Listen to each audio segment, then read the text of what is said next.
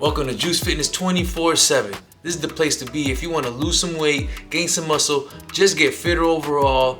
Today's topic is going to be how I can help you lose some weight if you're trying to join this weight loss fitness journey. Now, before I get into my 5 tips for you to implement to help your weight loss journey, I want to go over the basis of how somebody loses weight. The way somebody loses weight is they consume less calories than they're burning. Meaning, if you, on average, require 2,500 calories a day to maintain your weight, and you're consuming less than that, you are losing weight. If you consume more than that, then you're gaining weight. It's as simple as that. If you did not know that before, that right there within itself might be a game changer for somebody entering this weight loss journey. Tip number 1, which might be a little controversial for some people that have done a lot of these diet fads, save your biggest meal towards the end of the day, if not right before bed. Now, some people might think, hey, I can't do that, I have digestion problems, might cause heartburn. Hey, listen, I'm not telling you to eat pizza right before bed, nor am I even telling you exactly to eat right before bed. There's a specific way I used to do this that helped me stay satiated while I was trying to go to sleep and I was cutting weight. So I'm gonna give you 2 strategies that I use to implement this to make my weight loss journey a lot easier. This year, when I cut weight and I went down, I lost about a little bit over 20 pounds within 12 weeks.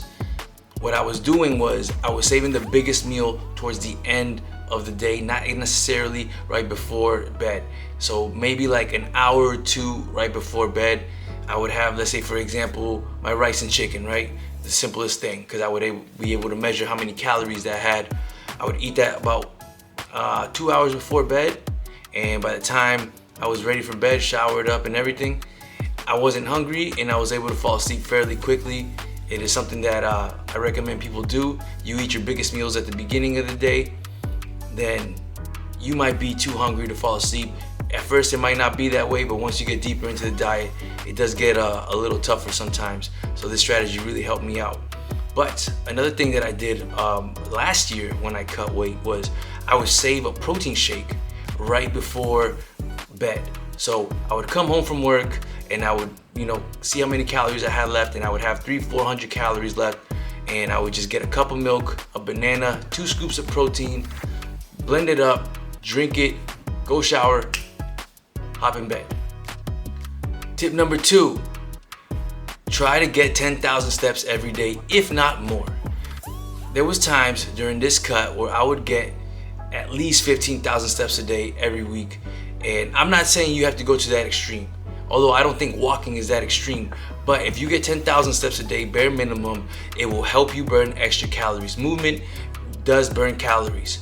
Now, a lot of people, the mistake they make is they try to implement hard, intense cardio while they're dieting. Now, I'm not saying there's nothing wrong with that necessarily, but if you're an individual who might not be in the best shape, or you're trying to maintain your muscle and you're trying to lose weight at the same time, walking isn't so taxing on the body. You recover fairly quickly from it. And if you're really trying to retain muscle, you should probably let your recovery focus on retaining that muscle, if not gaining some muscle, depending where you are on your journey. I think cardio is amazing. I think you should definitely do cardio. It's good for the health, good for the mental health.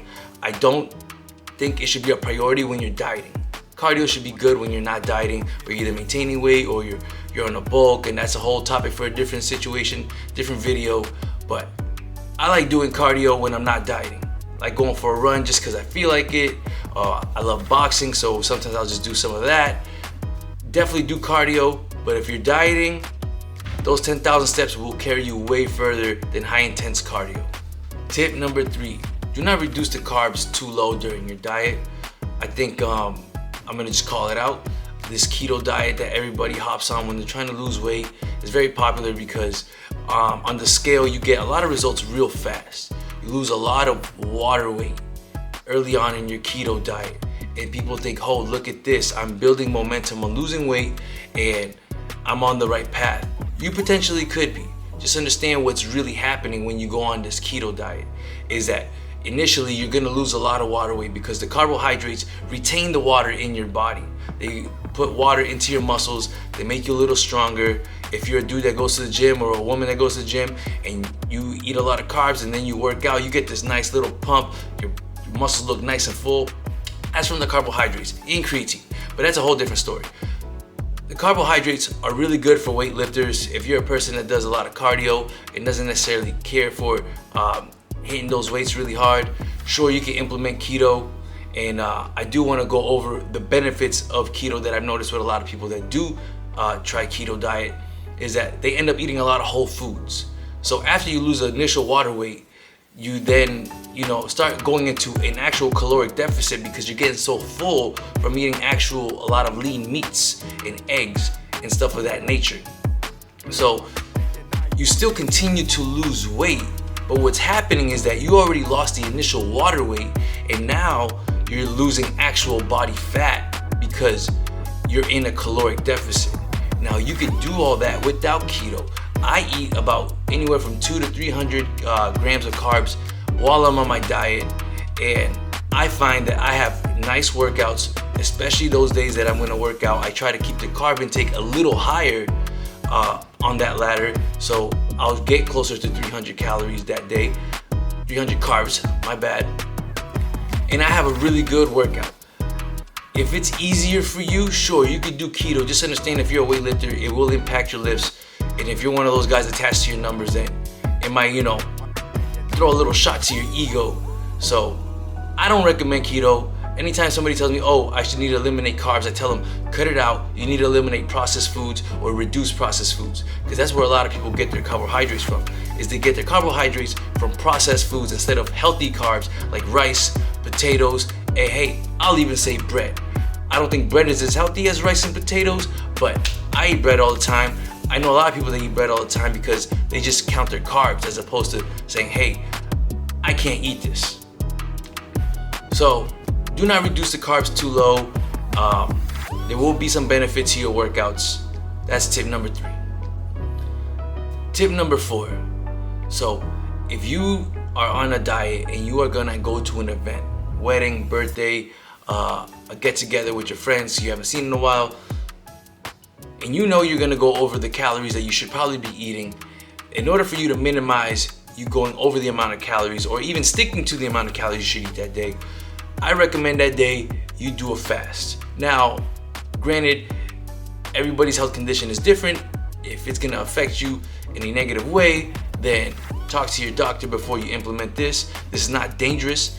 I know a lot of people that fast anyway. They'll wake up and have a coffee, and that is considered fasting if you just have a black coffee.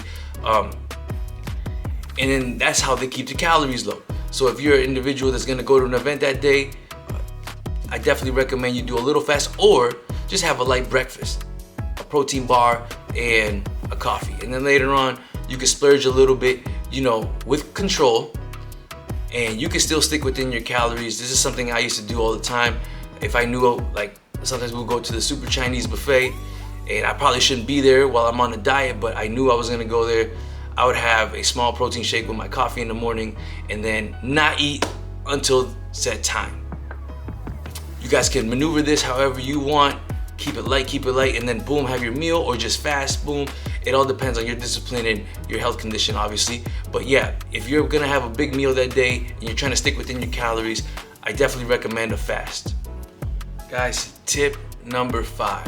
If you're like me and you have a sweet tooth, these right here are game changers right here.